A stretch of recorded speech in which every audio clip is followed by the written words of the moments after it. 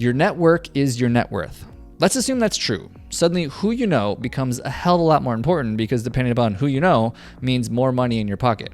The problem is most people suck at networking and are doing it all wrong. And I know this because I've been hosting a community of health-related business owners for the past 3 years, and so I have a few thoughts on the topic. Let's dive in. Since moving to Austin, Texas, I have both hosted and attended hundreds of networking events. It feels like it's just kind of the thing to do here. It can honestly kind of drive you into the ground if you're kind of introverted like me and you don't want to go to all these events, but it is an incredible place to meet a lot of great and interesting people. And it's one of the best things about coming to this town is just everyone is very open. It's like a melting pot of people that just want to connect and network. And the biggest mistake that I see is people show up to get instead of give. They walk around with their business card or their QR code or whatever they're using, and they pitch as many people as they can find that will listen to them without any idea of what the other person in front of them even wants or desires or cares to talk about. And here's a spoiler alert for you. Nobody cares. Well, not when they first meet you anyways. You see, you have to understand that every person is eternally infatuated with their own problems or challenges or things that they're working on. So when you first meet somebody, the best thing you can do is you can come into that relationship as a giver and to ask questions about them and maybe their challenges or things that they're working on or things that they're working towards. Because if there is one thing I know people love to talk about, it is themselves and specifically their problems. Here are a few questions that you can ask somebody when you first meet them. What sort of projects are you working on? What's the biggest problem you face right now? Who are you hoping to connect with at this event? What seems to be the bottleneck in your life or in your business? Really, anything to get them talking about their personal problems or challenges is the best place to start with any new connection that you make. Don't get me wrong, I'm not speaking from any sort of pedestal here. I used to be horrible at networking. I was actually once a part of a pyramid scheme. I think they call them multi-level marketing now, or network marketing is another phrase for it.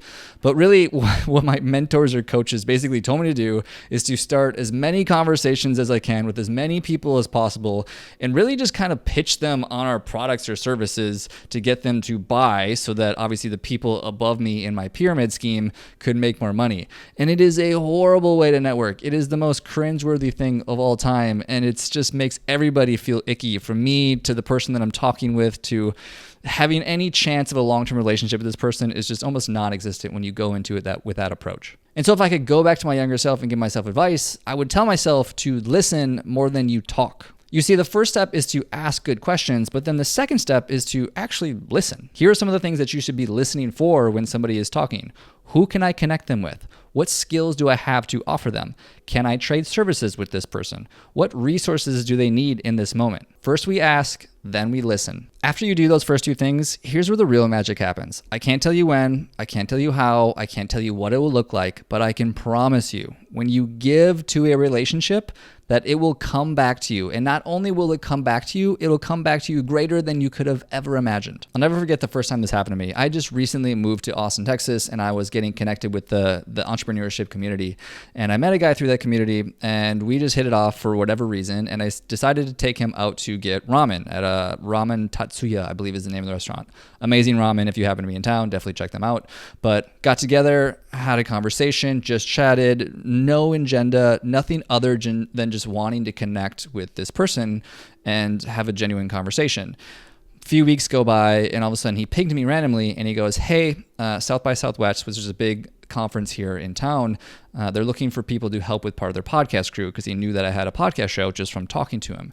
And this was a massive win-win for me because one, I get to learn about a craft that I'm already doing, podcasting, and two, I get a free platinum badge or staff badge actually to go to the conference and go to all the different events and actually get some behind the scenes stuff because I had a staff badge. And so it was a massive opportunity that I never would have stumbled upon otherwise had I not just gone into this relationship just to make a connection and just to meet him. And it was purely because probably I bought him some ramen or we got together for ramen and just had a casual conversation, not because I was trying to pitch him or get something from him. And ever since that event, I've actually got a free platinum badge to South by Southwest every year since. So it continues to pay itself off, if you want to call it that. But here's the moral of the story. A relationship is a place you go to give, not to get, because the getting takes care of itself. As a final recap, step 1 is to ask insightful questions. Step 2 is to listen. No, really listen. And step 3 is then to give without expectations. Hopefully this helps some of your networking skills. I know this is a massive challenge for a lot of people, and I've been doing a ton of it for the last 3 years since living in Austin. Hope that's helpful. All right, guys. Peace.